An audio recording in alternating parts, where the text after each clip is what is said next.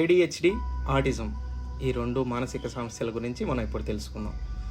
రెండు వేరు మానసిక సమస్యలు అయినప్పటికీ ఏడిహెచ్డి అండ్ ఆటిజం రెండు ఒకే పిల్లలకు వచ్చే ఛాన్సెస్ ఎక్కువ ఉన్నాయి. ఏడిహెచ్డి, ఆటిజంకి మనం గుర్తించడానికి ఉన్న లక్షణాలు ఏంటి అంటే, ఏడిహెచ్డి, ఆటిజం రెండిట్లోనూ హైపర్ యాక్టివిటీ ఉంటుంది, అంటే ఎక్కువ యాక్టివ్గా ఉంటారు పిల్లలు. అలాగే లెర్నింగ్ డిజేబిలిటీ ఆటిజంలో ఎక్కువ ఉంటుంది ఏడిహెచ్డి కంటే. ఏడిహెచ్డి అంటే attention deficit hyper active disorder, అదే ఆటిజం అంటే ఇది ఒక డెవలప్మెంటల్ డిజార్డర్. ఏడిహెచ్డి అనేది ఈ న్యూరో డెవలప్మెంటల్ డిజార్డర్ అంటారు. అది బ్రెయిన్ ఎదుగుదలలో తక్కువ ఉన్నప్పుడు మన మానసిక సమస్యలతో ముడిపడి ఉంటుంది.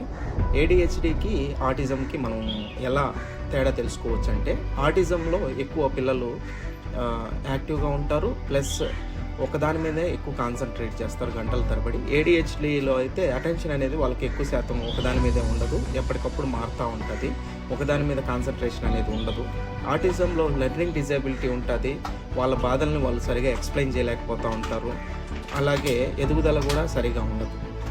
అలాగే ఏడిహెచ్డి, ఆటిజంని మనం ఎలా నిర్మూలించవచ్చు అంటే, త్వరితగతిన ఏడిహెచ్డి, ఆటిజంని మనం ఐడెంటిఫై చేసి దానికి చక్కటి హోమియోపతి ట్రీట్మెంట్ అనేది తీసుకోగలిగితే, దాంతోపాటు సైకలాజికల్ కౌన్సిలింగ్ అవసరం అవుతుంది, బిహేవియర్ థెరపీ అవసరం అవుతుంది, అలాగే ఆక్యుపేషనల్ థెరపీ, ఇలా కౌన్సిలింగ్, ఇవన్నీ ముఖ్య పాత్ర ఆటిజం అండ్ ఏడిహెచ్డిలో చాలా వరకు హెల్ప్ అవుతుంది.